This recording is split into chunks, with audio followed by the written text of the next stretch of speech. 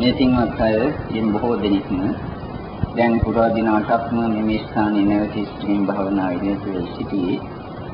අද දැමනියත් අද උදේසිට මේ දක්වාම සමාධි හැකියන්දමින් භාවනාවක යෙදලා සිටියේ. මේ දක්වාම මේ පින්වත් අයගේ සංතාන තුල කලින් මේ ස්ථානයට පැමිණීමට පෙර තිබුණු තත්ත්වයට වඩා ඉන්ද්‍රිය ධර්මයන් ශ්‍රද්ධා විරිය සති සමාධි ප්‍රඥා වැනි ඉන්ද්‍රිය ධර්මයන් මේ අයගේ සංතාන තුළ දැන් දියුණු වෙලා ඒ වගේම බල ධර්මයන් ඒ ශ්‍රද්ධා විරිය සති සමාධි ප්‍රඥා කියන බල ධර්මයෙන් උත්පැදිලා ධර්මයක් දුරට හෝ සත්බොධ්‍යංග ධර්මයන්ගේ වැඩි දියුණුවක් එසේම ආර්ය අෂ්ටාංග මාර්ගයේ වැඩි දියුණුවකුත් මේ අයගේ සංතාන තුළ දැන් ඇති කියලා මම අදහස් කරනවා. මේ අවස්ථාවේදී විශේෂයෙන්ම භාවනා කරලා බොහෝ දුරට සීලය ආරක්ෂා වෙලා තිබෙනා ඒ වගේම සමාධියත් ධර්මයක් බොහෝ දුරට වැඩි ඇති ප්‍රඥාවත් එලෙසින්ම ඒකට අනුකූල වන්දමින් දියුණු වී ඇති. මේ අවස්ථාවේදී අත්ත වශයෙන්ම ප්‍රකාශ කළ යුත්තේ නිර්වාණය එන්නුම් කරන නිර්වාණය සාක්ෂාත් කළ හැකි ධර්ම දේශනාවක්. සමහර අයට ඒ වයිතරම් ගෝචර නොවන්නට පුළුවන් මේ ඉන්න කීප දෙනෙකුට බුදුරජාණන් වහන්සේ දේශනා කොට වදාළා තිබෙනවා අනාගතයේ මෙන්න මෙහෙම කාලයක් උදා වෙනවා මහණෙනි ශුන්්‍යත පටිසංයුක්ත දේශනාවල් දේශනා කරනකොට නිබ්බාන පටිසංයුක්ත දේශනාවන් දේශනා කරනකොට මිනිසු ඒවා අහන්නේ එවුන්කන් දෙන්නේ අහන්නට කැමති වන්නේ නැහැ කියලා. අනාගතයේ මේ தත්ත්වය උදා වන බව එදා බුදු පියාණන් වහන්සේ දැකලා ඒ දේශනේ එලෙසින් වදාළා. නිබ්බාන පටිසංයුත්තේ කියන්නේ නිර්වාණය සම්ප්‍රේත නිර්වාණය පෙන්눔 කරන ලබන දේශනා. ශුන්‍යත පටිසංයුත්තේ කියන්නේ ශූන්‍යතාවය විදහා දක්වන ධර්ම දේශනා. අද ඒ කාලේ උද්ගත වෙයි තියෙන බවයි අපිට පේන්නේ. බොහෝ දුරට ධර්ම දේශනා තුළින් මේ පින්වත් අය ආනන්ද කැමැති බණ කතා කතන්දර නව කතා කියවන්නාසේ කනට මිහිරි ඒවයි. අමිහිරි වත් මෙහි දවස් 7ක් තිස්සේ භාවනා කරපු යෝගාවචරයන් ලෙස විශේෂයෙන්ම සමාධි ප්‍රඥා දියුණු වී ඇති යෝගාවචරයන් ලෙස අපේ ශුන්්‍යත පටිසංයුක්ත දේශනාවක් කිරීමට අදහස් කළා. ඒ අපගේ දේශනා තුළින් පසුගිය වසර තුනදීම මා හිතන්නේ 18 දෙනෙක් පමණ දෙනෙක්ම දේශනා අසමය සිටිද්දීම ශූන්‍යතාවයේ අත්දැක්ක සමහර කෙනෙක්ගේ එහා තියෙන නිර්වාණ ධාතුව සාක්ෂාත් කළා. මේ දේශනීය මා ඒ පදේ කීවේ මේ අය උනන්දුපත් කිරීමට මේ දේශනාවට සාවධානව අන්‍ය විහිත නොවි සමාධිමත් සිතක් ඇතුව කන් යොමු කළ යුතු බව ප්‍රකාශ කිරීමට. එම නිසා මේ කියන ධර්මයේ ප්‍රායෝගික ධර්මයක් වශයෙන් සිතාගෙන කියන ධම් එතනම හදවත ඇතුලින් දැක ක්‍රියාත්මක කරමින් අහන්නට ඕන. සාමාන්‍ය ධර්ම දේශනා අසනවා වශයෙන් වගේ නෙවෙයි. එසේ හදවත ඇතුලින් මේ ධර්මයේ දැක හදවත තුලින් ධර්මයේ පුහුණු කරමින් නැත්නම් එය ක්‍රියාත්මක කරමින් ඇසුවොත් කෙනෙකුට මේ ධර්ම දේශනාව අවසානයේදී සමහර විට මාර්ගඵලයක්වත් සාක්ෂාත් කරන්නට පුළුවන් වෙනවා ඇති. එසේම වේවා කියන කාරුණික හදවතක් පෙරදරි කරගෙනම අපි මේ ධර්ම දේශනාව පවත්වන්නේ සිත සමාධිමත් කරගෙන වෙන පැතිවලට වෙන අරමුණු කරා සිට යන්නට ඉඩ නොදී මෙහිම සිත පිහිටවමින් ධර්මයේ ශ්‍රවණය කරන්න. ඒ ධර්ම අවවාදයක්. බුදුරජාණන් වහන්සේ සම්මුත ආනන්ද ස්වාමීන් වහන්සේ ගොස් මෙසේ විමසනවා. ශුඤ්ඤෝ භන්තේති ලෝකෝ ශුඤ්ඤෝ ලෝකෝ ශුඤ්ඤෝ ලෝකෝති භන්තේ උච්චති චිත්තාවතානකෝ භන්තේ ශුඤ්ඤෝ ලෝකෝති උච්චති. බුදුරජාණන් වහන්සේගෙන් විමසනවා භාග්‍යවතුන් වහන්සේ ස්වාමීන් වහන්සේ මේ ලෝකයේ ශූන්‍යයි ශුඤ්ඤෝ ලෝකෝති භන්තේ උච්චති. මේ ලෝකයේ ශූන්‍යයි කියලා කියනවා. චිත්තාවතානකෝ භන්තේ ශුඤ්ඤෝ ලෝකෝති උච්චති. හිතකින්නම් බුදුරජාණන් වහන්සේ මේ ලෝකයේ ශූන්‍යයි කියලා කියනවාද? මේ ශූන්‍ය කියන පදය සමහර විට මේ අයට නොතේරෙනවා වෙන්නට පුළුවන්. ශූන්‍ය කියන එකට තිබෙන හොඳම සිංහල වචනේ තමයි තිස් බව කියන්නේ. කිසිත් නැති බව. කියන එක. ඒ අදහස කිසිත් නැති බව කියනකොට ඒ ශූන්‍ය කියන අදහස සමහර විට වැරදි ලෙසින් අවබෝධ කරගන්නට පුළුවන්.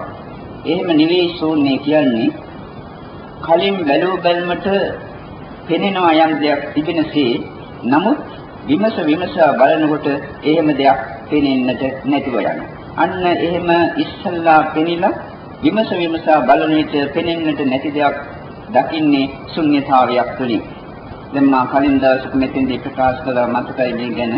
අපට අහස කියලා එකක් උඩින් දිස් වෙනවා නිල් පාටට. ඒක අපි කාටත් පේනවා. නමුත් ඉහළට යන්නට මේ නිල් පාට කියලා දෙයක් ඇත්ත වශයෙන්ම මේ පොළොවේ සිට අපි දැක්කට එහෙම එකක් උඩ අභ්‍යවකාශය තුල නැහැ. නිල් පාට කියලා යමක් පේනවා. නමුත් ඉහළට යනකොට එහෙම දෙයක් නැහැ. ඒක හිස් දෙයක්. මෙන්න මේ වගේ. නැත්තම් අපිට මිරිගුවක් පේනවා. මිරිගුව කියන්නේ ඈතට දිස් වෙනවා වතුර තියෙනවා වගේ. විශේෂයෙන්ම ඒක පායා මුද්දට පායලා අවුව තියෙන වෙලාවකටයි ඒක පේන්නේ. ඈතට වතුර පිරලා තියෙනවා වගේ පේනවා. නමුත් ළඟට ගියාට පස්සෙ එහෙම වතුරක් දිස්සන්නේ නැහැ. ඒක මිරිගුවක්. ඒක ශූන්‍ය දෙයක්.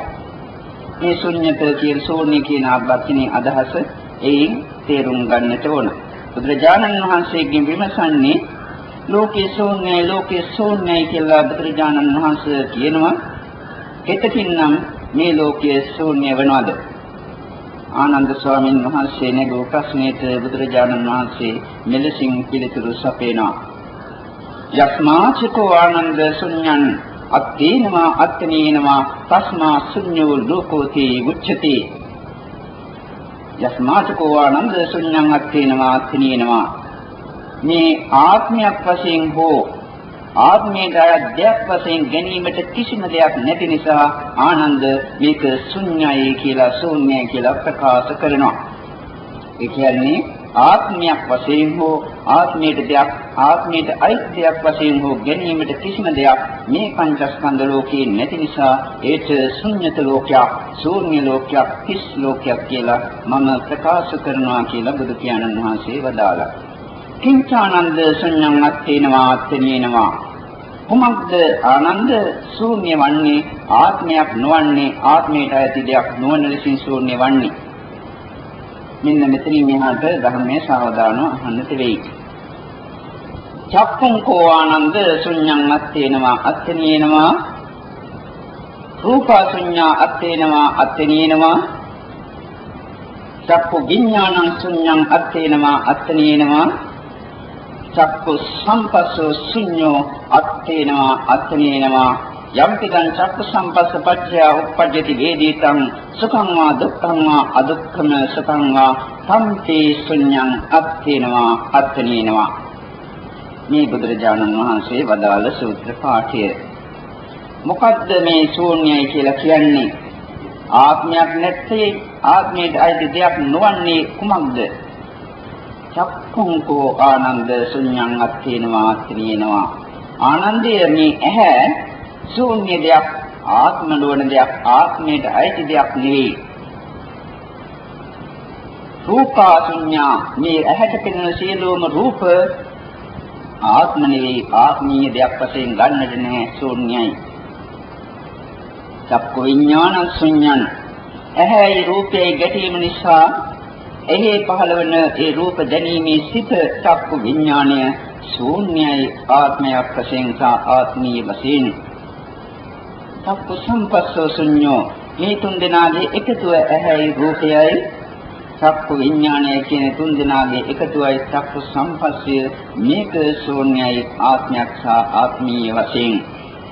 ඒ වගේම යම් පිටං චක්ඛු සම්පස්ස පච්චය උප්පජ්ජති වේදිතං මේ චක්ඛු සම්පස්සේ නිසා යම් වේදනාවක් ඇති වුණා නම් සුඛං වා දුක්ඛං වා අදුක්ඛම සුඛං වා සුඛෝ දුක්ඛෝ උපේක්ෂා මඳහත් වේදනාවක් සම්පේ ශුන්‍යං අත්තේනවා අත්තේනවා ඒකස්සෝඤ්ඤයි ආනන්ද ආත්මයක් වශයෙන් හා ආත්මීය වශයෙන් ආත්මයට අයත්යක් වශයෙන් මේ විදිහටම නාසයට ඒ වගේම කනට, දිවට, ශරීරයට, මනසට කියන ඉන්ද්‍රිය හයතම බදාලා. දැන් මේකයි අපි ධර්මද්දුරට දිගහැර පෙන්වන්න කරන්නට අදහස් කරන්නේ. ඇහැ ශූන්‍ය දෙයක්, මම නොවන, මගේ නොවන, ආත්මීය නොවන දෙයක්. මොකද්ද මේ ඇහැ කියන්නේ? මේ අපට පෙනෙන ඇස් ගඩුවද? සසම්භාර චක්කෝ කියලා ඔකට පොත්පත්වල කියන මහා බරපතල වචනයක්. මේ පින්වත් අය දැකලා ඇති මේ ගෙදරවල වලට මාළුවෝ එහෙම ගෙනාවට පස්සේ ඒ මාළුවන්ගේ ඇස් රවුමට ගලවලා ගන්නට පුළුවන්. මම හිතන්නේ බොහෝ දෙනෙක් දැකලා ඇති. අපේ ඇහැ මේ වගේ රවුමට තිබුණට ඒක ගලවලා ගන්නට පුළුවන්. ටික තිබුණට ඒක ගැලෙව්වට පස්සේ රවුමටයි පෙනෙන්නේ. චක්කු ගෝලයක්. මේ ඇහැ අපි මගේ කියලා අල්ලා ගන්නවා. මේ ඇහැ තුළ තිබෙනවා මිනිසු ආකර්ෂණීය කළ හැකි ශක්තියක්. මිනිසුන්ගේ සිත් ඇදලා බැඳලා තබන්නට පුළුවන් ශක්තියක්. ඒ ශක්තිය පවතින්නේ ඇහි තියෙන ශූන්‍යතාවයේ දකින්නට බැරි හදවත් තුළයි. ඒ බැඳීම ඇතිවන්නේ ඒ ශූන්‍යතාවය පෙනුන්නේ නැති හදවත් තුළයි. ඇහැ ඒලසින් අපි ඇහැ කියලා කතා කළාට අර මස් gadu මස් කියන එකක් වැරදි.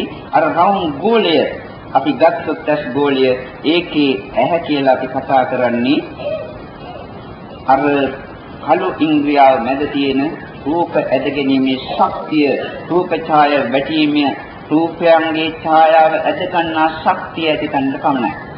අන්තෙන් වලට අපි ඇහැ කියලා කතා කරන්නේ නැහැ. මේ ඇස් අපි ගලවලා ඒවා කලලා ඒව ඇතුලේ තියෙන ඒවා දැකලා තියෙනවා. මිනිසුන්ගේ, මරිච්ච මිනිසුන්ගේ. මේ ඇහැ ගැලෙව්වට පසුව ඇහැ වටේටම තියුණු ආයුධයකින් අපට පුළුවන් ඒක පලන්නට. පොල් ගෙඩියක් දෙකට පලනවා වගේ මේ ඇස් ගෝලය අපට පුළුවන් දිග අතට හෝ හරස් අතට දෙකට කපන්නට. මේක කපනකොට පේනවා තද හමක් ඇහැ මත පිටින් තියෙන. අපේ මේ යටිපතුල් වල තද හැමද ඊටත් වැඩිය තද ගතියක් මේ ඇස් වල තියෙනවා හැමක. ඇසේ මත පිටින් තියෙන හැම. ඊට යටින් තියෙන්නේ සුදු පාටට හුරු වතුර ගතියක්. සම්පූර්ණයෙන් ඇහැයට වතුර ගොඩක්. අර කළු ඉන්ද්‍රියාව තියෙන තැන පමණක් යාන්තම් කහ පාටට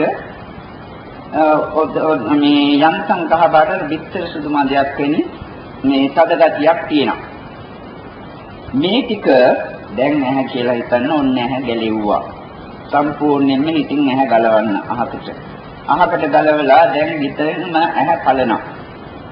පළුවට පස්සේ මේකේ තියෙන වතුර කොටස අර තාම පිටිසුදුයි. සුදු පාටයි ඒ වතුර. හරි පැහැදිලි. ඒක දැන් වතුර ටික පොළොවට උරා ගත්තනම් ඔක්කොම වතුර ටික නොපෙනී යනවා. මේ තත්ත්වය අත්දකින්න ඕනේ. මේ වතුර ගතිය ඇහැ ඇතුලේ තියෙන ඔක්කොම ඉවත් වුණාට පස්සේ මේ රවුම් ගෝලය නිකන් ඇකිලිච්ච හංකඩ කෑල්ලක් බවට පත් වෙනවා. ඇකිලුණු කමක්. හරියට වතුර පොරවා තියෙන සම්පසුන්ගේක වතුර ඉවත් කළාට පසුව ඒ සම්පසුන්ගේ හැකිලී දිස්සනවාසේ මේ ඇහැ අපි අල්ලාගෙන දැබළුවට මගේ ආත්මීය වශයෙන් ඒ ඇතුලේ තියෙන වතුර කොටස පොළොවට නැත්නම් කවර හෝ තැනකට වීසිකලා නම් ඇහැ කපලා ඇහැ තේන්නේ රවුමට නෙවෙයි හැකුළුණු හම් කැබැල්ලක් ලෙසින්. අර වතුර කොටසේ සත්‍යයක් කියලා ගන්නට කිසි දෙයක් නැහැ. ගැහණියක් කියලා ගන්නට කිසි දෙයක් නැහැ. පිරිමියෙක් කියලා ගන්නට කිසි දෙයක් නැහැ. එහි තියෙන්නේ ආපෝ ධාතුව ප්‍රධාන වශයෙන්. කළු ඉන්ද්‍රියාව කිප්පුව තියෙන තැන තද ගතියේ තියෙන්නේ මොකක්වත් නෙවෙයි ආපෝ ධාතුව සහිත පඨවි ධාතුව. මේ අය දන්නවා ඇති මේ මුළු විශ්වයම සැදී ඇත්තේ පඨවි ආපෝ තේජෝ වායෝ කියන ධාතු හතරෙන් මූල ධාතු හතරක්. පාසල් යන ළමයි දන්නවා ඇති ඉලෙක්ට්‍රෝන, නියුට්‍රෝන, ප්‍රෝටෝන ආදී වශයෙන් කතා කරන්නේ මොනවද කියලා. මේවෙන් තමයි නිර්මිත වෙලා තියෙන්නේ. මේ වතුර ගතියට තමයි ආත්මයක් කිව්වේ, වතුර ගතියට තමයි මම කිව්වේ, වතුර ගතිය තමයි මගේ කියලා අපි මෙතෙක් කල් ගත්තේ. දැන් ඇහැ අරගෙන ඇහැ පළලා එහි තියෙන වතුර කොටස් දෙස බලනකොට ඒ වතුර කොටස් තුළ ශක්තිය ආත්මයක් පුද්ගලයක් නැති බව අවබෝධ වන්නට ඕන. ඊළඟට හැම ඇහැ රටේට තියෙන හැම ඒක බැලුවට පස්සේ තනි කරන තද හං කැලක් වෙන කිසිවක් නෙවෙයි. එහි තියෙන්නේ අර කියපු පඨවි ගතිය අධික ආපෝ ගතියෙන් ඇලෙවිච්ච තත්ත්වයක් විනා වෙන කිසිවක් නෙවෙයි. ඒකට සම කියලා අපි කතා කළාට එහි තියෙන්නේ එවැනිම ධාතු කොටසක්. එහි තියෙන වතුර කොටසත් සම්පූර්ණයෙන්ම වියලවා හැරියනම් අර ඇහැ සම්පූර්ණයෙන්ම උලංගයේ යන දූවිලි බවට පත් වෙනවා. මේ ඇහැ දූවිලි කරන්නට ඕනේ දැන් සමාධිමත් සිතකින්. මේවා ඔක්කොටම කරන්නට බෑ භාවනාව දියුණුවයි කරන්න මෙතනදී. ඇහැ ගන්නවා දැන් සිතින් පලනවා එහි වතුර කොටසම බාර කරනවා මම නෙවෙයි මගේ නෙවෙයි ආත්මයක් නෙවෙයි. දැන් තියෙන්නේ ඇහි පිටපැත්ත හැම මේ සංකඩය දැන් ඒකේ තියෙන වතුර ගතිය වේදී ගියාට පසුව හරියට මේ බෙරේකට සබානකට ගහපු හං කැල්ලක් තේ අර අපේ මේ තෙතමනේ සහිතවම වියලි සමක් බවට පත් වෙනවා. ඒ වියලි සමත් සම්පූර්ණයෙන්ම කුඩු කළා නම් ඒ කුඩු ටික හුළඟේ පාවී ගොස් පොළොව මත පතිත වෙනවා. මෙන්න මේ පොළොව මතට පතිත කිරීම සමානසිකින් සමාධිමත් මනසින් කරන්නට ඕන. එහෙම කළොත් ඇහැ කියලා එකක් දිස්සෙනාද? අපි ඇහැ කියලා කතා කළාට මේ විදිහට දෙදුපාට පස්සේ ඇහැ කියලා දෙයක් දක්නට තියනවාද? ඉතුරු වෙනවද? ඇහැ ඇතුලේ තියෙන වතුර කොටස් පැත්තකට වීසි කරලා එහි යටි සම අර වගේ ඒකේ තියෙන වේලි ගතිය පස් බවට පත් කරලා අයින් කළා නම් ඇහැ කියන එක නොපෙනී යනවා. ඇහැ කියන්නේ ශූන්‍ය දෙයක් කියන්නේ ඒකයි. යම් චක්කුංකෝ ආනන්ද ශුන්‍යං අත්තේනවා අත්තනීනවා කියවේ ඔන්න ඔය නිසා ඇහැ ශූන්‍ය ධර්මයක් ආනන්ද ආත්මයක් වශයෙන් ගන්නටත් එහි කිසිවක් නැහැ. ආත්මයට අයත්යක් වශයෙන් ඒකේ ගන්නට කිසිවකුත් නැහැ. මේ தත්ය දැන් පෙනෙන්නට ඕන. ඊළඟ කොටස රූපාසුඤ්ඤා අත්තිනවා අත්තිනවා. ඇහැට පෙනෙන රූප ශූන්‍යයි ආත්ම වශයෙන් ආත්මීය වශයෙන්. දැන් කල්පනා කරන්න මේ ඇහැට පෙනෙන මේ ලෝකයේ තියෙන ඔක්කොම රූප මේ තමන්ගේ මේ මොහොතේ අයින් කරන්න සිටින් අන් ඒවා මමද මගේද එහෙම නැත්නම් තමන්ගේ පරිබාහිර ධර්මද තමන්ගේ මේ කියන බිත්ති මේ තියෙන පෑන් මේ දිස්සන ගෑනුන් මේ දිස්සන පිරිමින් තමන්ද අනුන්ද අධ්‍යාත්මිකද බාහිරද සමාගයේද පිටායේද සමාගයේ දුව කියලා හිතුවත් සමාගයේ පුතා කියලා හිතුවත් සමාගයේ ශරීරයේ කොටසක් දෙක පරිබාහිර ධර්මයක්. මෙන්න මේ පරිබාහිර භාවය සමාගයේ නෝන භාවය සිටින් දැකලා මේ ලෝකේ යම්තා කැහැට පේන තියෙන රූප තියනවා නම් මේ සමාගයේ රූපේ දැන හිතන්න තමන්ගෙම කියලා කමන්නේ. තමන්ගෙන් පරිබාහිර සියලුම රූප මම නොවේ මගේ නොවේ කියන බව දැන් දකින්න. තමාට අයිති දෙයක් නෙවෙයි. මේ දිස්සනවා මෙතන කැසට් රෙකෝඩ් එකක් මේක මමද මගේද මගේ කියලා මගේ හිතින් හිතා ගන්නට පුළුවන්. ඒකේ පාඩුව ඒකේ පාඩුවේ ඒකෝහේ පවතිනවා. මම මගේ සිතින් මගේ කියලා මම ගන්නවා. ඒ වගේ මේ ලෝකයේ තියෙන සියලුම පණ ඇති සියලුම දේවල් පැත්තකට ඒවැ පාඩුවේ ඒවා පැත්තකින් තිබෙනවා. අපේ සිතින් අපි ඒවා මමය නැත්නම් මගේය අපේය කියලා ග්‍රහණය කරනවා. මෙන්න මේ වැරදි අවබෝධය දැන් දැකලා ඇහැට පෙනෙන සියලුම රූප මම නොවේ මගේ නොවේ කියලා සිතින් දැන් අයින් කරන්නට ඕනේ සමාධිමත් සිතකින්. මේවා ප්‍රායෝගික වශයෙන් දැන් ක්‍රියාත්මක කරන්න. ගෙදර ගිහිල්ලා කරන ධර්ම නෙවෙයි. මේ කණින් අහලා අනිත් කණින් පිට කරන ධර්ම නෙවෙයි. ප්‍රායෝගික ධර්ම නිවනට පමුණුවන ධර්ම. මේ ධර්ම ශ්‍රවණයේ අවසානයේදීම නිවන සාක්ෂාත් කරගන්න නම් එලෙසින් කටයුතු කරන්නට ඕන. දැන් ඇහැට පෙනෙන රූප කියලා අපි ගත්තට අපි දකින්නේ මොනවද? අපි දකින්නේ ගයම් කිසි දෙයක තියෙන පාට ටිකක් හා හැඩයක් පමණයි. වෙන කිසිම දෙයක් අපි දකින්නේ නැහැ. යම් කිසි දෙයක් දකිනවා කියන්නේ යම් කිසි දෙයක තියෙන පාට අපි දකිනවා. නැත්නම් මේකේ තියෙන හැඩය දකිනවා. මේ කණුවක් උදාහරණයක් ගන්න. කණුව කියලා දකින්නේ මොකද්ද? මේ කණුවේ ගාලා තියෙන පාට ටික නැත්නම් මේ හතරැස්සට උඩට තියෙන ස්වරූපය. ඕකේ ඇත්තේ තියෙන ඒවා අපිට දකින්නට බෑ පියවි ඇසින් රූප ගෙවුවට. මේ කණුව අපි දැන් මෙතන කඩලා මේක බැඳලා තියෙන gadol ටික එකින් එකට ගලවා මෙතන පැත්තකට දානවා කියලා හිතන්න. එතකොට කණුව දිස් වෙනවාද? අපට කලින් කණුවක් තේ පෙනුණා මේ කණුවේ ඇතුලේ තියෙන gadol එකිනෙකට සම්බන්ධ කරලා මේ උඩට බැඳලා තියෙන gadol එකින් එක ගලවා පැත්තකින් දැමුවා කණුව කියන එක දිස්සන්නේ නැහැ. කණුව කියන එක එතකොට හිස් දෙයක් නේද? අපි බොරුවට හිතින් හිතාගෙන ඉන්න දෙයක් ඇත්ත දෙයක් නෙවෙයි. දැන් gadol කියලා අපි කතා කරන කණුව ආශ්‍රයේ තිබුණ එක.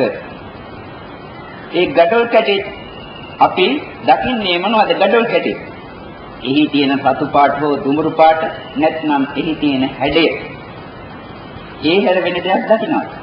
අපි ගැහණියක් දකින්නවා කිව්වත් ඔච්චරයි, පිරිමියෙක් දකින්නවා කිව්වත් ඔච්චරයි, සත්‍යයක් දකින්නවා කිව්වත් එකයි, අජීවී දෙයක් දකින්නවා කිව්වත් ඔච්චරයි. යම් කිසි පාටක් දකින්නවා, යම් කිසි හැඩයක් දකින්නවා. අපේ මුලාවට මේවා සත්‍ය වශයෙන්, ආත්ම වශයෙන් නැත්නම් වස්තුන් වශයෙන් අල්ලා ගන්නවා. මේ මුලාව දැන් දකින්නට ඕන. එතකොට gadol කැටේ කීවත් ඒකත් කුඩු කොළොත් එහෙම සම්පූර්ණයෙන්ම පස් වෙන්නට gadol කැටේ දිස් වෙනවාද? gadol කැටේ නොපෙනී යනවා සියුම් පස් කොටසක් තමයි ඉතුරු වෙන්නේ. දැන් පෙනෙනවාද gadol කැටේ කියලා දෙයක් ලෝකේ නැහැ. gadol කියන්නේ ශූන්‍ය දෙයක් කියලා, හිස් දෙයක් කියලා. පළමුවෙන් gadolක් මෙන් පෙනුණා. බෙදා බලනකොට කොටස් කරමින් විශ්ලේෂණය කරමින් බලන විට මෙහි ඇති gadolක් නැහැ, මෙහි ඇති කණුවක් නැහැ. මේ පාට කියන්නේ මොනවද? අපිට තියෙන පාට. ඒ තන් කිසිවක් නෙවෙයි.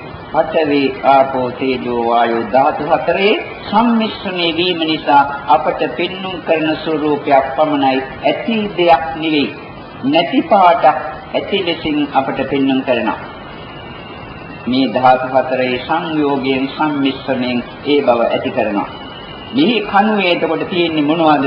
අර කලින් කියපු පඨවි, ආපෝ, තේජෝ, වායෝ ධාතු හතර. මේ වගේමයි අපේ ඇහැට පේන ලෝකේ යන්තා රූප තියෙනවා නම් ඒ සියලුම රූප මේ හැඩයට රැවටුණා, මේ පාටට රැවටුණා.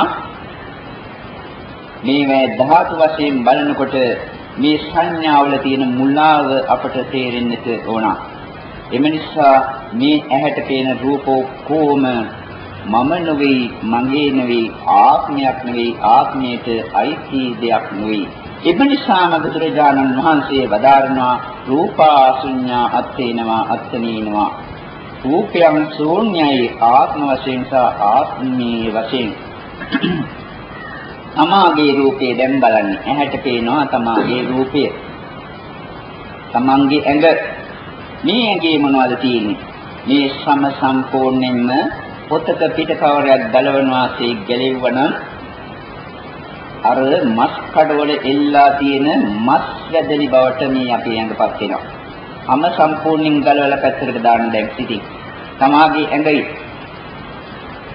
දැන් මොනවද දිස්සන්නේ? ලී වැක්කෙන්න පිළිකුල් සහිත දුක දහමන මස් වැදලි. මේ මස් වැදලි ඇස්සේ ගැහණුන් සිටිනාද? පිරිමෙන් සිටිනාද? තරුණ තරුණියන් දිස්සනාද? මහල්ලම් පෙනෙනවාද? මහල්ලම් පෙනෙනවාද?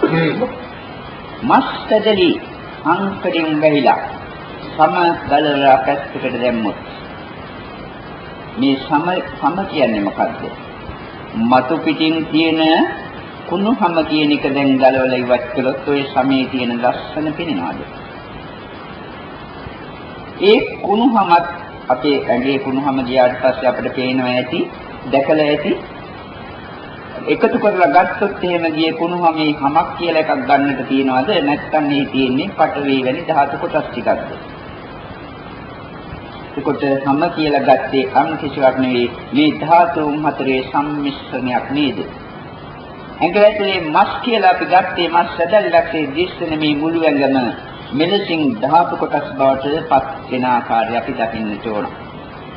ධාතු හතරක් තිබීම හැර මෙහි ගැහණියක් නැහැ, පිරිමියෙක් නැහැ, නැත්නම් පණ නැති මේ අපි නොඑක ආකාරයෙන් කතා කරන කිසිම වස්තුවක් දක්නට ලැබෙන්නේ නැහැ.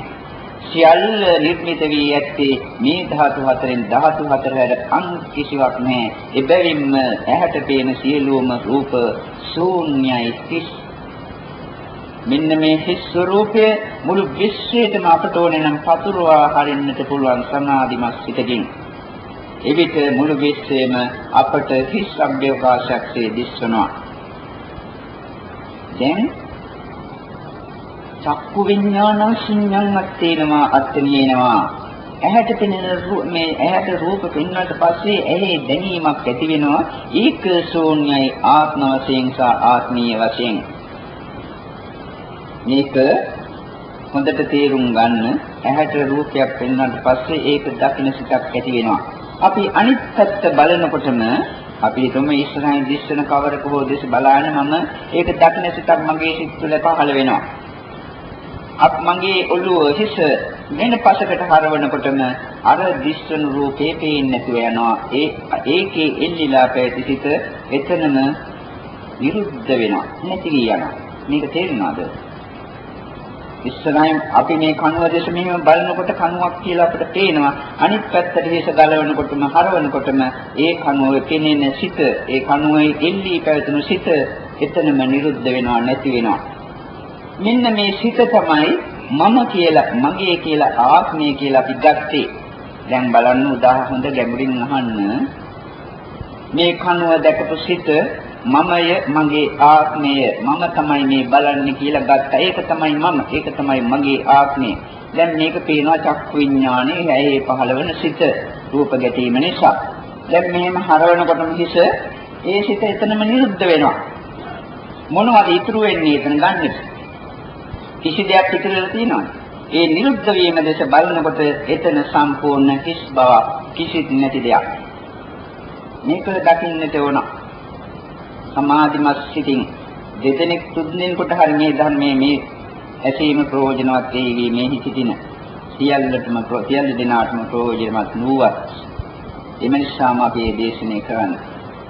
එතකොට දැන් ඒ දකින්න සිත මම නම්, මගේ ආත්මය නම්, ඒ සිත නිරුද්ධ වෙනකොට, ගිලිහි යනකොට මගේ ආත්මයට මම බවට මොකද සිදුවන්නේ? ඒකත් කඩාගෙන හැලෙන්නට ඕන. ඒ සිත මම නම්, ඒ සිත මගේ නම්, ඒ සිත නැති වෙනකොටම මම බවත් මගේ බවත් නැතිවන්නට ඕන. එසේනම් චක්කු විඥානයේ කියන එක අපි මෙතෙක් මමයේ, මගේය කියලා ගත්තට සත්‍ය වශයෙන් එහි ගන්නට මගේ බවක්, ආත්මීය බවක්, ආත්මයට අයත් දෙයක් වශයෙන් ගන්නට කිසිවක් එහි තියනවද? සමාධියෙන් ප්‍රඥාවෙන් යුතුව බලන්නට ඕන. එසේ බලනකොට පේනවා ඒ කිසිවක් ගන්නට නැහැ. ඇතිවෙච්ච විඥාන සිටිවිලි නැතිවි යනවා. නැතිවි යනකොට ඒක ඔක්කොම හිස් දෙයක්. ගන්නට කිසිම හරයක් සාරයක් නැති නිස්සරු නිෂ්ඵල දෙයක් බවට ඒකපත් වෙනවා. අපි මෙතෙක් කල රැවටුණා චක්කු විඥාණයට. මේ යථාර්ථය ඇත්තෙන්ම ගැඹුරු සමාධිමත් සිතකින් දකින්නකොට අපේ මුලාව අපටම අවබෝධ වන්නට ඕන. දැන් එමනිසයි චක්කු විඥාන ශුන්‍යං අත්තේනවා අත්තේනවා කියලා බුදුරජාණන් වහන්සේ වදාළේ. දැන් තියෙන්නේ මොකද්ද? චක්කු සම්පස්සෝ ශුන්‍යෝ අත්තේනවා අත්තේනවා. චක්කු සම්පස්සේ ශූන්‍යයි ආත්ම වශයෙන් ආත්මීය වශයෙන්. මොකද්ද චක්කු සම්පස්සේ කියන්නේ? චක්කු සම්පස්සේ කියන්නේ බුදුරජාණන් වහන්සේ වදාළ පරිදි චක්කුංච පටිච්ච රූපේච උප්පජ්ජති චක්කු විඥානං තින්නං සංගති චක්කු සම්පස්සෝ. ඇහැයි රූපයයි ගැටීම නිසා චක්කු විඥානයක් ඇති වුණා. ඒ තුන් දෙනාගේ එකතුවට චක්කු සම්පස්සේ කියලා කතා කරනවා. අපි මේ දක්වා කතා කළේ මොකද්ද? ඇහැ ගත්තා, රූපය ගත්තා. ඒක නිසා ඒ දෙක ගැටීම නිසා ඇති වුණු චිත්ත චක්කු විඥානය කියන එක අපි ගත්තා. මේ තුන් දෙනාගේ එකතුව ඇහැ, රූපය, චක්කු විඥාන කියන තුන් දෙනාගේ එකතුවයි අපි මේ චක්කු සම්පස්සේ කියලා ගත්තේ. අපි හිතමු ඇහැ පස්සකට දැම්මනම්, දැන් හිතින් දාන්න. රූපේ තවත් පැත්තකට දැම්මනම්, ඒ නිසා පහළ වෙන සිත තවත් පැත්තකට දැම්මනම් චක්කු සම්පස්සේ කියලා ගන්නට මොනවද ඉතුරු වන්නේ කියලා.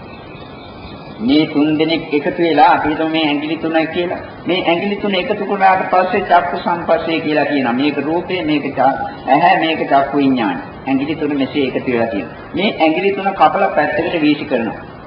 මෙතන මොනවද ගන්න ඉතුරු වෙන්නේ? කිසිත් නෑ, හිස් බවක්. මේ චක්කු සම්පස්සෝ, සෝත සම්පස්සෝ, ධාන සම්පස්සෝ ආදී වශයෙන් මෙහෙම අපි කතා කළාට, මෙහෙම අපි මුලා වුණාට එහි ගන්නට මොනවද ඉතුරු වන්නේ? විදසුන් නැසින් ප්‍රඥාසින් මේ දෙස බලනකොට කිසිත් නැති හිස් බවක්. මෙන්න මේ හිස් බව අපට පෙනෙන්නට ඕනේ. මේ හිස් බව නිසාම බුදුරජාණන් වහන්සේ වදාරනවා චක්කු සම්පස්සෝ ශුඤ්ඤෝ ආනන්ද අත්තේනවා අත්තේනිනවා කියලා. ආනන්දේ චක්කු සම්පස්සය ශූන්‍යයි ආත්ම වශයෙන් සහ ආත්මීය වශයෙන් කියලා. ඊළඟට කියන්නේ මොකද්ද? දැන් මේක දක්වා කියපු කරුණ තුළින් ඇහත් හිස් බව දකින්නට ඕනේ. ඇහැට පෙනෙන රූපත් ලෝකේ යන්තාකට ඒවත් හිස් බව දකින්නට ඕනේ. ඇහැතුලින් පහළ වෙන සිත්ත් නම් ඒවත් ඔක්කොම හිස් බව දකින්නට ඕන. චක්කු සම්පස්සයයි කියලා කතා කළාට මේ තුන හැර කිසිවක් නැහැ. ඒකත් හිස් දෙයක් බව අපට අවබෝධ වන්නට ඕන. එන් යම් පිටං චක්කු සම්පස්ස පස්ත්‍ය උප්පජ්ජති වේදිතං සුඛං වා දුක්ඛං වා අදුක්ඛම සුඛං වා සම්පේ ශුඤ්ඤං අත්ථීනවා අත්ථනීනවා. මේ ස්පර්ශයේ ඇතිවෙච්ච නිසා වේදනාවක් ඇති වෙනවා. ඇහැට රූපේ ගැටුණා, ඒක දැක්කට පස්සේ අපි තුන් ලස්සන දැක්කට පස්සේ ඒ තුنين විඥානයක් ඇති වුණාම ඒක නිසා ඇති වෙනවා සතුටු වේදනාවක්. අපි දැන් හිතමු ඇහැට නරක රූපයක් ගැටෙනවා. අසෝචි වෙන කැත දෙයක්. ගැටුණාට පස්සේ අපිට ඒකෙහි සතුටු වේදනාවක් ඇති වෙන්නේ අසතුටු වේදනාවක් දුක්ඛ වේදනාවක් ඇති වෙන්නේ. දැන් හිතන්න ලක්ෂණත් නැති කැටක් නැති ප්‍රියක් නොවන අප්‍රියක් නොවන මැදහත් දෙයක් අපි දැක්කා. ඒ දකින්නකොට අපට ඇතිවන්නේ මැදහත් වේදනාවක්. සුඛ වේදනාවකුත් නෙවෙයි දුක්ඛ වේදනාවකුත් නෙවෙයි. දැන් ඇහැ තියෙනවා රූපේ තියෙනවා දෙක ගැටුණා විඥානයක් ඇති වුණා. මේ විඥානය ඇතිවීමත් මේ ඇහත් රූපයත් චක්කු සම්පස්සේ නිසා වේදනාවක් ඇති වෙනවා. අපි බලන දෘෂ්ටි කෝණයට අනුකූලව බලන ආකාරයට අනුව සුඛ හෝ දුක්ඛ හෝ උපේක්ෂා මැදහත්. දැන් කල්පනා කරන්න මේ වේදනාව හැම වෙලාවෙම පවතින ධර්මයක්ද නැත්නම් ඇති වී නැති වී යන ධර්මයක්ද කියලා. මේ ජීවිතේ පුරා අපි කොයිතරම්නම් ඇහෙන් රූප දැකලා සුඛ දුක්ඛ උපේක්ෂා වේදනා විඳලා තියනවාද? අද ඒවකෝ මේ මොහොතේදී. ඒ සියල්ලම එතනම විරුද්ධ වී ගොස් නැති වී ගොස් ඒ කිසිවක් නැහැ. මේ මොහොතේ යම් කිසි රූපයක් දැකලා අපේ සිත තුළ යම් කිසි වේදනාවක් ඇති වෙනවා නම් ඒ වේදනාවත් ඇති වෙච්ච ගමන්ම නැති වී යනවා. අනිත්‍යයට යනවා. දැන් මේ වේදනාව අපි විඳිනකොට බොහෝම අපි සුඛ වේදනාවට ඇලුම් කරනවා, දුක්ඛ වේදනාවට අපි ගැටෙනවා, උපේක්ෂා වේදනාවට මේකත් හොඳයි යන්තම් ඇති කියලා සමහර විට අපි හිතනවා. දුකින් ගැලවිච්ච ගමන් සුඛයක් ලැබෙන නිසා උපේක්ෂා වේදනාව ලැබීමටත් අපි ආශා කරනවා.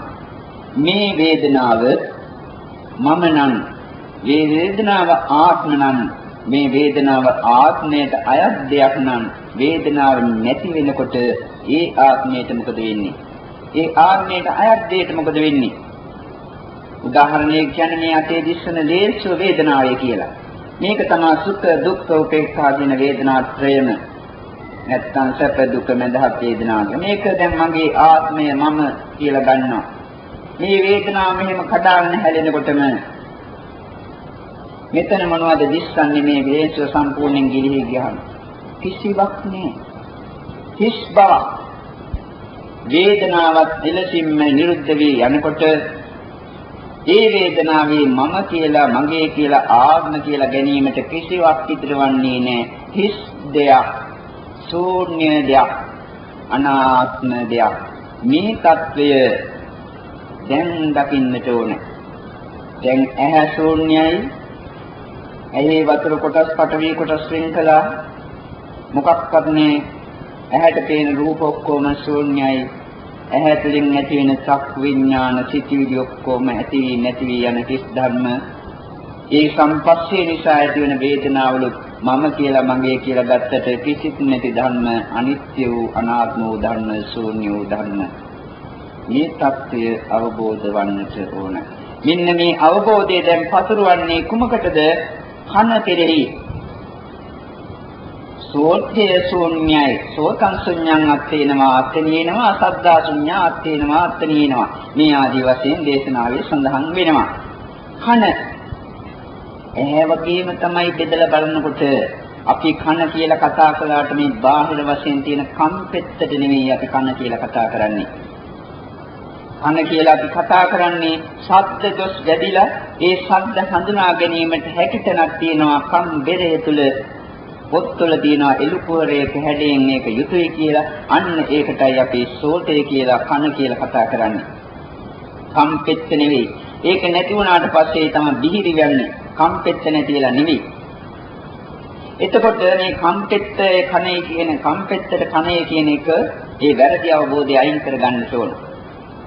කන කියලා අපි කතා කරන්නේ කම්බරයේ සමීපයේ තියෙන ඒ ශබ්දයේ ඇද ගන්නා ශක්තිය ඇතිතන ඒ එතන මොකද්ද පවතින්නේ? පඨවි ධාතුවක්, ආපෝ ධාතුවක්, තේජෝ වායු ධාතු දෙකක්. කන කියලා අපි කතා කළාට එහි තියෙන පඨවි, ආපෝ, තේජෝ වායු වෙන් කළා නම් කන කියලා ගන්නට මොනවද එතන ඉතුරු වන්නේ? කිසිත් නෑ. ඇහැ ශූන්‍ය වුණාseම කනත් මෙලෙසින්ම ශූන්‍ය වෙනවා. දැන් මේ ශබ්ද කනට ඇවිල්ලා ගැදෙන ශබ්ද මේ ශබ්දවල හිස් බව දකින්නට ඕනේ. මොකද්ද ශබ්ද කියන්නේ? ධාතු දෙකක් එකට ගැටුණට පස්සේ යම් කිසි දෙයක් ඇති වෙනවා. නැත්නම් ධාමී වායෝ ධාතුව හිස් ස්වරයක් තුළින් පිට වෙනකොට අපිට ඇහෙන ගතියක් දැනෙනවා, ශබ්දයක් ඇති වෙනවා. මේ මා පිට කරන ශබ්ද අන් කිසිවක් නෙවෙයි. මේ කට ආස්සේ තියෙන නාලාස්යෙන් අරේ මේ ගුලම් පිටවීම නිසා යම් යම් ආකාර ශබ්ද පිට වෙනවා. මේ ශබ්ද අපි අගය කරනවා. මේවා හොඳයි, මේවා නරකයි, මේවා මැදහත් ආදී වශයෙන් අපි මුලාවෙන් මුලාවටපත් වෙලා. දැන් කල්පනා කරන්න. මා මේ කියන ධර්මයේ මේ පින්වත් අයගෙන් සමහර අය දෙකට තේරෙනවා. ඒ තේරෙන අය මේ ධර්මයේ රස විඳිනවා. ඒ ඇයට මේක මිහිරි. සමහර අය කෙනෙකුට කිසිම දෙයක් තේරෙන්නේ නැහැ. නිකන් ওই බැලූ වතේ ඇහෙන නිසා අහගෙන ඉන්නවා. ඒගොල්ලන්ගේ සිත් තුළ සමහර විට මේ ශබ්දය මේ බණ ඇහෙනකොට ඇතිවන්නේ දෝමනක්ෂයක් තරහ නිකන් අමනාපයක්. තවත් කෙනෙකුට මේ ධර්මයේ ඇහෙනකොට සතුටක්. තවත් කෙනෙකුට මඳහත් බවක්. දැන් අපි හිතමු මෙතෙන්නට ආවා කිසිම සිංහල වචනයක්වත් දන්නේ නැති දෙමළ මිනිස්සෙක්. නැත්නම් මේ සුද්දෙක් කියලා. මේ කියන්නේ මොනවද කියලා යට තේරෙනවා. මේවා නිකන් හරියට කෝච්චියක් යනකොට එන ශබ්ද වගේ. නැත්නම් කරත්තයක් පෙරලනකොට කරත්තයක් ඇදගෙන යනකොට අපි සෑහරුද්දී අපි මොකක්වත් දලේ කිරීමක් නැහැ. ඔහුට ඒ වගේ. එතකොට මේ ශබ්ද වල තියෙන අගේ රඳා පවතින්නේ තමන් බලන ආකාරයට අනුව තමන් හඳුනා ගන්න ආකාරයට අනුව එකම ශබ්දයේ දෙමළට ඇහුනට පස්සේ මෙතන ඉන්නවා නම් සිංහල නොදන්න ඔහුට කිසි දෙයක් තේරෙන්නේ නැති නිසා මේක ධර්මයක් නෙවෙයි, ධර්ම දේශනාවක් නෙවෙයි, ගැඹුරු ධර්මයක් නෙවෙයි, අගයක් ඇති දෙයක් නෙවෙයි, නිකන් ශබ්ද මාත්‍රයක් පමණයි. මිනිසින්ම තමයි සෑම ශබ්දයක්ම මේ ශබ්දයන්ගේ අගයීම අපි විසින් තීරණය කරන්නේ, අපි නිගමනය කරන්නේ අපේ සංඥාවට, අපේ හඳුනා ගැනීමට අනුකූලව. මේ සංඥාව, මේ හඳුනා ගැනීම, මේ අගයීම අපි සම්පූර්ණයෙන් ඉවත් කළා නම් මේ ලෝකයේ තියෙන ශබ්ද වලට මොකද සිදුවන්නේ? කිසිම වටිනාකමක් නැති නිර්වර්තක ශබ්ද බවට ඒවාපත් වෙනවා. අපි මෙතෙක්කල් අගයවුවා, අගයීම් කළා. මේ ඇගීම් වල තියෙන මුලාව අවබෝධ වෙනකොට, ප්‍රඥා ඇසින් දකින්නකොට අපිට මේ ලෝකයේ කවර ශබ්දයක් ඇති වුණත් ඒ ශබ්දවල කිසිම හාරයක් සාරයක් නැති බව අවබෝධ වෙනවා. නිස්සාර බව දකිනවා. මේ ශබ්ද ඇති වෙච්ච ගමන් නැති වෙනවා. Tamanට ඇහෙන ශබ්ද, මේ මා පිට කරන ශබ්ද මේකින්වත් ඇයිද? මම කියලා මගේ කියලා ඔයාලට ගන්න පුළුවන් මා පිට කරන ශබ්ද. මේ ලෝකේ යම් තාක් ශබ්ද බාහිර වශයෙන් ඇති වෙනවා නම් ඒ ශබ්ද මමද මගේද කියලා දැන් කල්පනා කරන්න. මමත් නෙවෙයි, මගේත් නෙවෙයි, අන් අයගේ. ඇයි මේ අන් අයගේ ශබ්ද මමයේ මගේ කියලා අපි නම් කරගන්නේ? ඒවට ගැටෙන්නේ ඇයි? ඒවට ඇලෙන්නේ ඇයි? ඒක නගන්නකම නිසා. එන්න මේ ශබ්ද ඇති වෙච්ච ගමන් නැති වී යන ධර්ම. තමාගේ ඇඟ තුල ඇති වුණා නම් ශබ්දයක්, ඒකත් ඇති වුණා, ඒකත් නැති වී යනවා. ඇති වෙන ශබ්දේ මම නම් මගේ නම් ශබ්දේ නැති වෙනකොට මම බවත් මගේ බවත් නිරුද්ධ වී යනවා. මේ தත්ත්වය දකින්නට ඕන.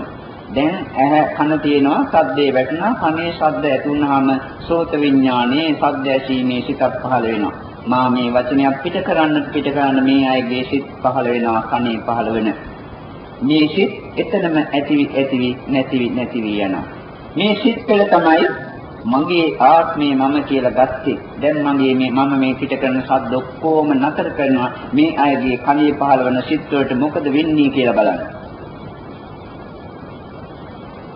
ඒ සිත් ඔක්කොම ඉවරයි. එකක්වත් නැහැ. කලින් ආත්ම කියලා ගත්තට මොනවද ආත්ම කියලා ගන්නට ඉතුරු වෙලා තියෙන්නේ? සම්පූර්ණ හිස් දෙයක්. මේ හිස් බව දකින්න ඕනේ. එතකොට චක්කු සෝත සම්පස්සේ කියලා අර කලින් චක්කු සම්පස්සේට අනුකූලවම හිතුවොත් එන ඒකෙත් ගන්නට දෙයක් නෑ. සද්දයයි කනයි ඒ නිසා ඇති වෙන සිතයි කර මොකක්වත් සෝත සම්පස්සේ කියලා ගන්නට දෙයක් නෑ. ඒක නිසා යම් කිසි වේදනාවක් ඇති වෙනවා නම් මේ කියන්නේ කනේ ශබ්දයේ ගැටීම නිසා මේ අයගේ සිත් තුළ සමහර කෙනෙකුගේ මා කීවේ සෝමනස්සේ, සමහර කෙනෙකුගේ උපේක්ෂාව, සමහර කෙනෙකුට දෝමනස්සේ මේ වෙලාවේ පහළ වෙන්නේ. මේ ධර්මයේ තේරෙන්නේ නැති අයට මොනවද මේ හාමුදුරුවෝ දේශා බාන අපබ්‍රංශ කියලා අතතරේ යමනාපදාරක සිටීල්ලක් තමයි ඇතිවන්නේ. තේරෙන අය ධම්ම රසයේ විඳිනවා, නොතේරෙන අය ගැටෙනවා. ධම්ම රසයේ විඳින අයට සුඛ වේදනාවක් ඇති වෙනවා, කිසිත් නැති අයට නැදහත් වේදනාවක් ඇති වෙනවා. මේ වේදනාවල් සද්දේ නැති වෙනකොටම නැති යනවා. මේ වේදනාව මම නම් මගේ නම් වේදනාව, ඒ වේදනාව නැති වෙනකොට මම බවත් මගේ බවත් නැති වී නිරුද්ධ වී යනවා. එතකොට ඇහැ යම්සේ ශූන්‍යද රූප ශූන්‍යද, ඇහැයි රූපයි ගැටීම නිසා චක්ක විඥානයේ යම්සේ ශූන්‍ය භාවයටපත් වෙනවද, ඒ තුලින් ඇති වෙන වේදනාව ශූන්‍යත්වයටපත් වෙනවද, ඉල්ලෙසින්ම කනත් හිස් වෙනවා, ශූන්‍ය භාවයටපත් වෙනවා. ශබ්දත් එලසයි, ශබ්ද දැනගැනීමේ සිතත් එලසයි, ඒ වගේමයි කන තුලින් ඇති වෙන වේදනාවත් එලසින්ම ශූන්‍ය භාවයටපත් වෙනවා. දැන් මේක අනිත් ඉන්ද්‍රයන්ට පතුරවන්නට ඕනේ. එක එක විස්තර කිරීමට අවශ්‍ය නැහැ. නාසය ධාතු මාත්‍රයක්. ගන්ධ සුවඳ කියන්නේ ඒ ධාතු මාත්‍රයක්. ඒ තුලින් ඇතිවන විඥානි ඇති වී නැති වී යන කිස් බවක්. ගන්ධ සුවඳ දැනීම නිසා පහළ වෙන වේදනාව අර කලින් කී වාසයේම අනිත්‍ය දෙයක්. දැන් ඇහැ සම්පූර්ණයෙන්ම ගලවලා රූපත් එක්ක ශූන්‍යයි කියලා අයින් කරන්න සිටින්. යම් කාග්‍රෝකේ රූප තියෙනවා නම් මේ ඇස් දෙකක් සහිත ඒ සියලුම රූප මම නෙවෙයි, මගේ නෙවෙයි, ආත්ම නෙවෙයි පැත්තකට අයින් කරන්න සමාධිපස්සිතකින්.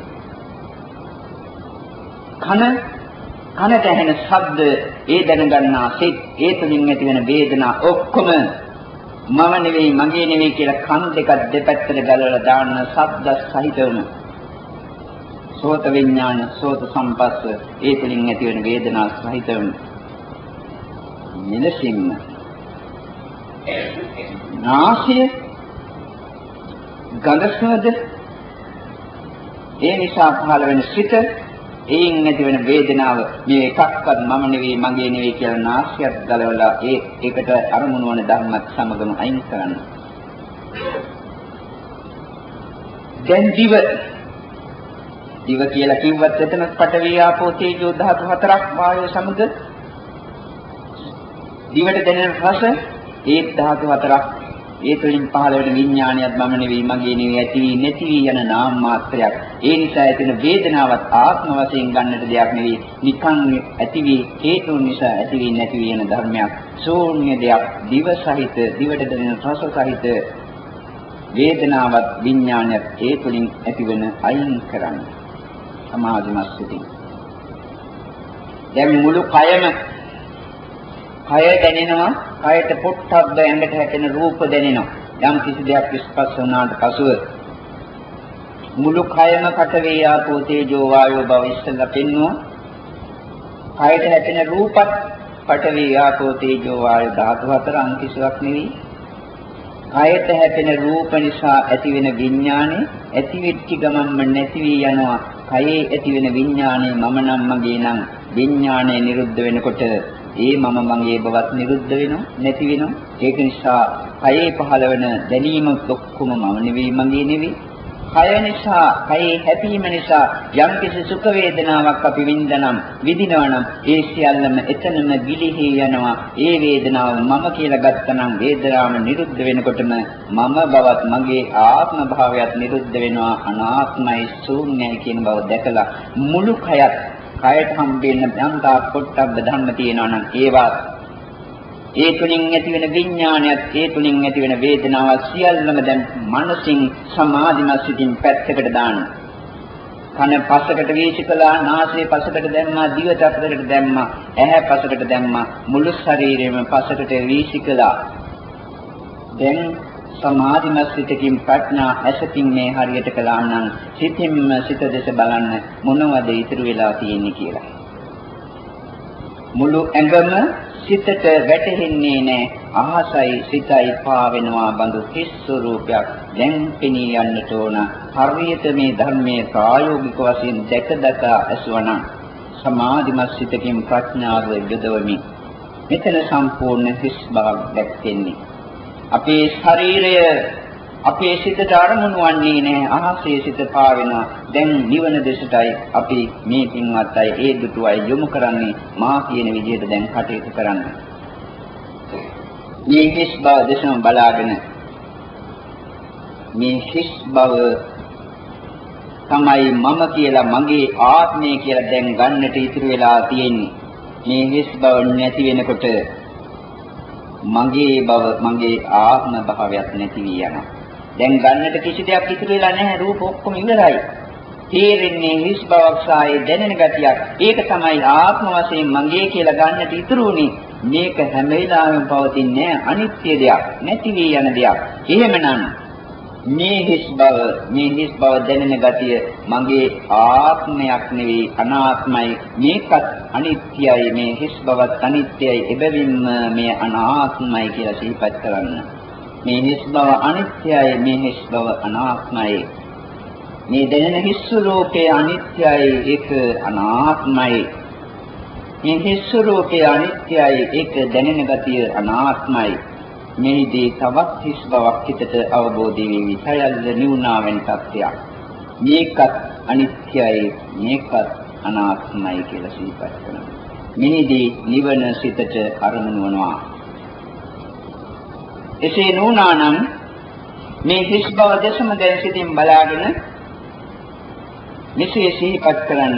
මා කියනකොට දනිමි දනිමි දනිමි දනිමි දනිමි දනිමි දනිමි දනිමි දනිමි දනිමි දනිමි දනිමි.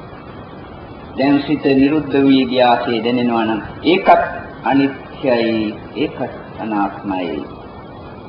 සිතේ නිවී යාමක් දැක්කා නම් ඒ නිවී යාමක් අනිත්‍යයි, ඒකත් අනාත්මයි. මෙහිදීත් අපේ සිතට නිවන අරමුණු වනවා. එසේත් නොවනවා නම් මේ හිස් බව දෙස දැන් බලන්න සිතින්, ප්‍රඥා සමාධි සිතින් මෙන්න හිස් බව දැනෙන ස්වરૂපය, දැනෙන ගතිය දෙස ඊළඟට බලන්න. නැවතත් හිස් බව දෙස බලනවා. මෙන්න හිස් බව සිතින්, මෙන්න හිස් බව දැනෙන ගතිය, මෙන්න හිස් බව, මෙන්න ඒ දැනෙන ස්වરૂපය, මෙන්න හිස් බව, මෙන්න ඒ දැනෙන ස්වરૂපයේ මෙතන දෙකක් තියෙනවා. නාම රූප. හිස් බව කියන්නේ ආකාශ ධාතු රූපයක්. දැනෙන්නේ නාමයකින්, නාම රූප දෙකක්. මෙන්න හිස් බව, මෙන්න දැනෙන ගතිය.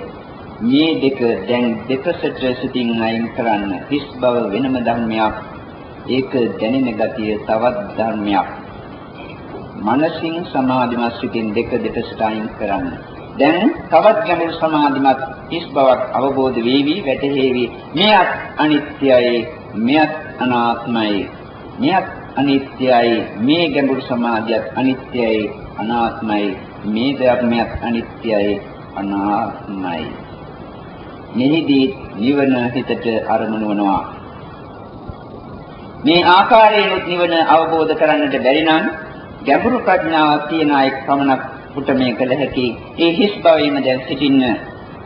ඒ හිස් බව දැනෙනකොට ශාන්ත සුඛ වේදනාවක් ඒ තුළ තියෙනවා. දැන් අපිට ඒක අත්දකින්නට පුළුවන්. ඒ හිස් භවයේම සිටගෙන මෙන්න එහි තියෙන සුඛ වේදනාව, මෙන්න එහි තියෙන සුඛ වේදනාව, මෙන්න එහි තියෙන සුඛ සාත වේදනාව කියා ඒ දෙස සිතින් බලන්න. මෙන්න ඒ සුඛ සාත වේදනාව හිස් බව දැනෙන ගතිය, දැනෙන ගතිය, දැනෙන ගතිය, දැනෙන ගතිය කියලා දැනෙන ගතිය දෙස බලන්න. මෙන්න හිස් බව කියන සංඥාව මෙන්න දැනෙන ගතිය කියන සංඥාව කියලා ඒ දෙස දැන් බලන්න. මේ ධර්ම තුන පැත්තකට සිතින් අයින් කරන්න. දැන් තවත් හිස් බවක් ඇති වෙවි. මේ හිස් බවත් අනිත්‍ය ධර්මයක් අනාත්ම ධර්මයක් මම නෙවෙයි මගේ නෙවෙයි. ඒ හිස් බවත් අනිත්‍යයි අනාත්මයි ශූන්‍යයි. ඒ හිස් බවත් අනිත්‍යයි අනාත්මයි. මෙහිදී තවත් හිස් බවක් දක්නට පුළුවන් අත්දකින්නට. ඒ හිස් බවත් ඒකාන්තයෙන්ම අනිත්‍ය වූ අනාත්ම වූ ධර්ම. මේ හිස් බවත් අනිත්‍යයි අනාත්මයි. එයත් අනිත්‍යයි එයත් අනාත්මයි. මෙහිදී හිතට නිවන අරමුණු වෙනවා. හොඳයි මේ දේශනාව අපි මෙතනින් නිම කරන්නම්. මේ පින්වත් අයට මේ භූමිය තුලදී මේ ධර්ම ශ්‍රවණය කිරීම තුළින් මා කියූ පරිදි නිර්වාණ ධාතුව සාක්ෂාත් කරන්නට අපෝසත් වුණා නම් මේ ධර්ම දේශනාව ඇසීමේ කුසල ශක්තිය නිසා මේ පින්වත් අයට කවදා හෝ දවසක බලාපොරොත්තු වූ පරිදි අමා මහ නිවන සාක්ෂාත් කිරීමේ වාසනාව ශක්තිය උදා වේවා කියලා අපි ආශිර්වාද කරන්නම් ප්‍රාර්ථනා කරන්නම්. දැන් ප්‍රමාණවත්